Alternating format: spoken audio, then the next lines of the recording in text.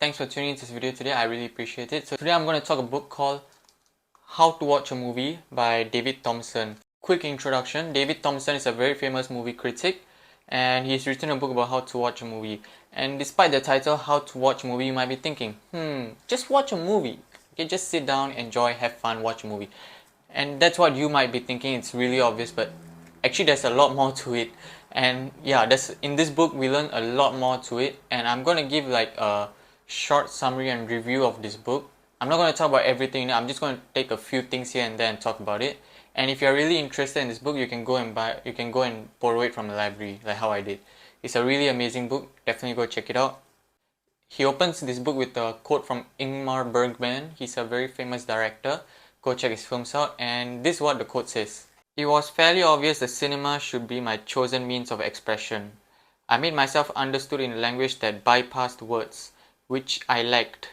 Music, which I have never mastered, and painting, which left me unmoved.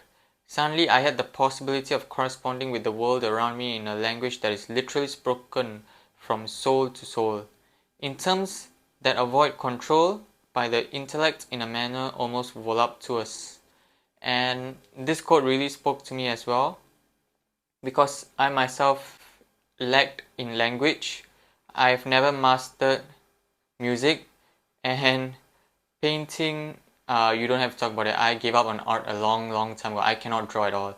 Like, if you didn't know, I have 2 guitars at home, literally, because I failed at music, and I can't play a single song, so I've literally failed at music. And so these words really, the first part of it really, connected to me a lot, so I decided to borrow this book and see what it's about. So I'm going to show a picture of the contents of this book. These are the contents, and I'll just be talking about a few pointers here and there about this book. So we open up with this chapter called Are We Having Fun? Now in this chapter we mainly discuss about critics versus audiences. Audiences, okay, we can see this even today. Critics and audiences always have this tension between them where they have disagreements and things like that.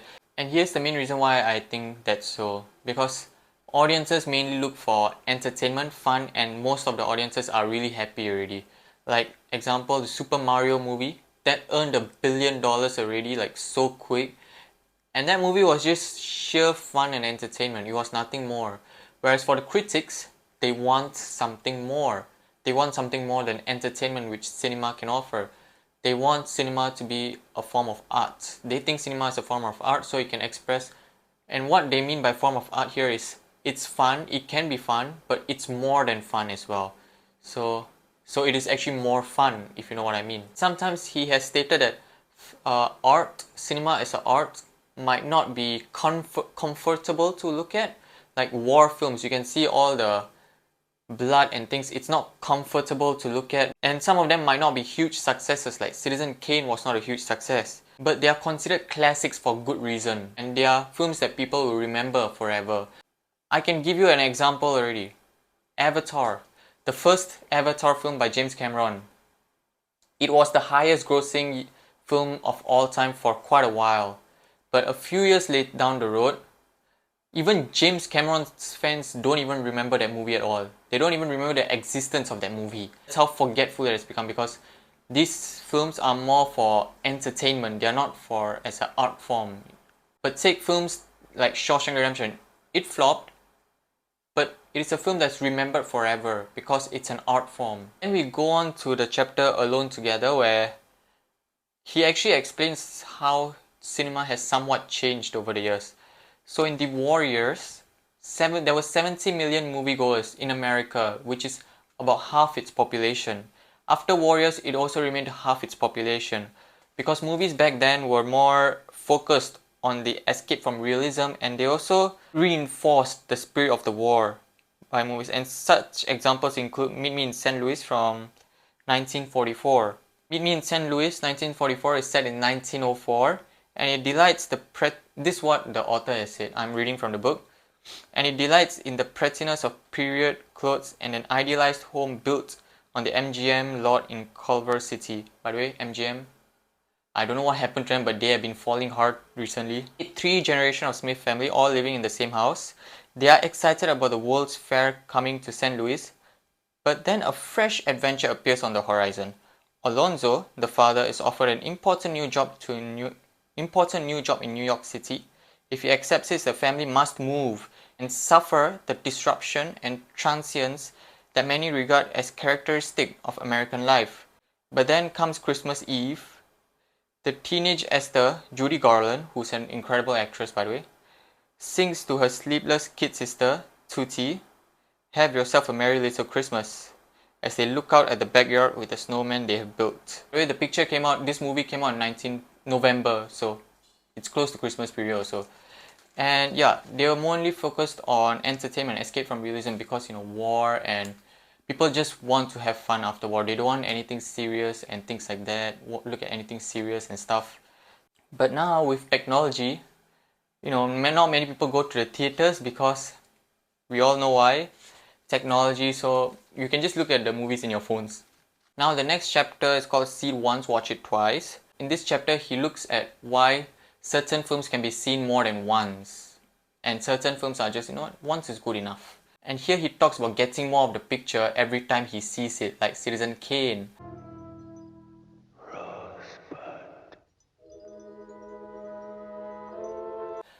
He sees it once, and then he's shocked because, in the opening scene, we see the main character die literally.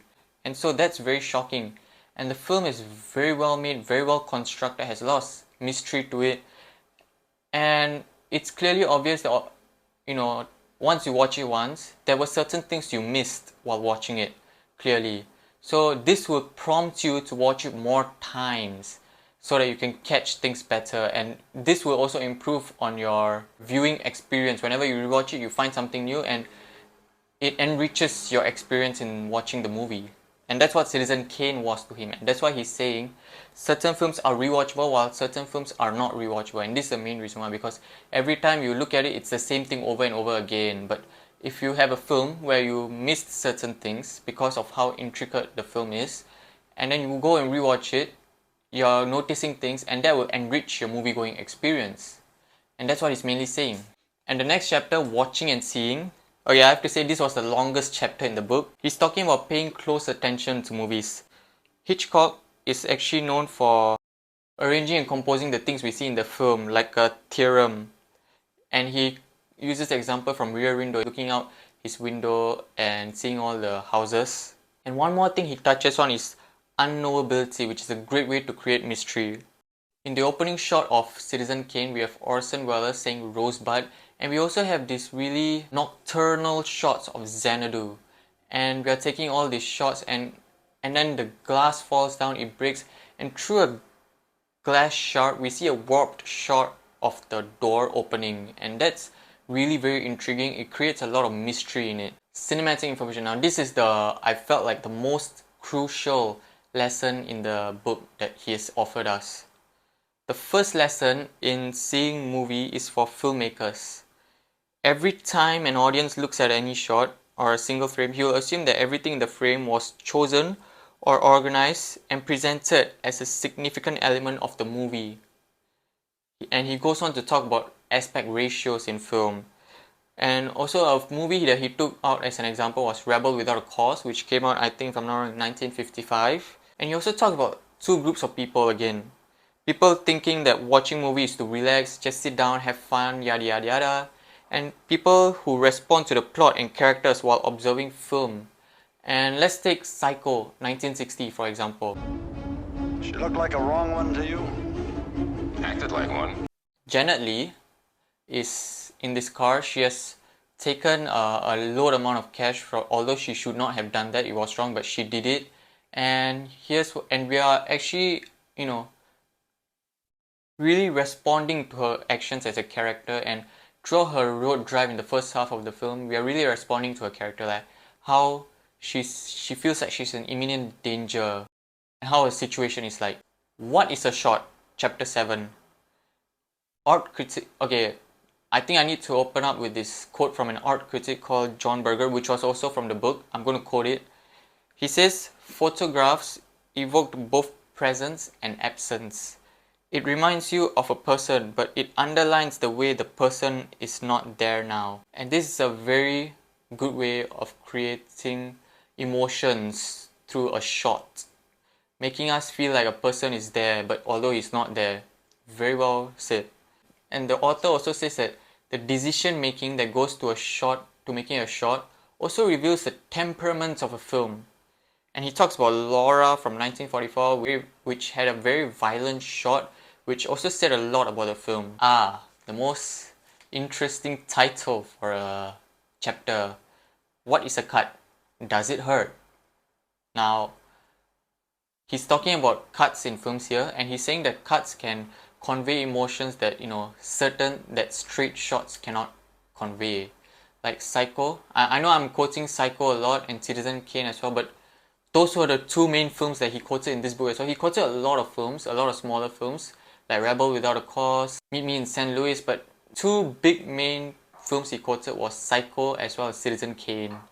And he probably rewatched these two films a lot. And he also talked about Rear Window. So remember the killing of Janet Leigh? The scene where Norman Bates killed her. And it's not just taken as a straight shot. It is taken from multiple different angles with different cuts, and that heightened the emotion in that film, the violence in that scene. Imagine that shot being just one straight camera angle and not without many cuts. It wouldn't feel that strong or violent, but with the many cuts, it felt very strong and violent, and that's what he's trying to convey here. Sometimes cut can be painful to watch, and that's why it's called What Does It Hurt? And he talks about sounds and who makes these films and things and so many great things. I think this book is not only for audiences who wants to know how to watch a film, but clearly it's a film for film critics as well as filmmakers, aspiring filmmakers. This has a lot of great lessons for aspiring filmmakers, like myself included. So I'm really happy with this book that I read it. And yes, if you are an aspiring filmmaker yourself, go and give this book a try. It's incredible, it's amazing. You will learn a lot in this book. Other than that, I have nothing else to say. If you like this video, click the like button. If you want to see more, subscribe to my channel. Other than that, if you want to tell me something, let me know in the comments. And let me know what you thought about this video. This is the first time I'm trying a book kind of video. So let me know what you thought about this video. If you like it, just let me know in the comments. If you want to tell me anything to improve, just let me know in the comments. And yeah, see you next time. You guys are always the best. Thank you.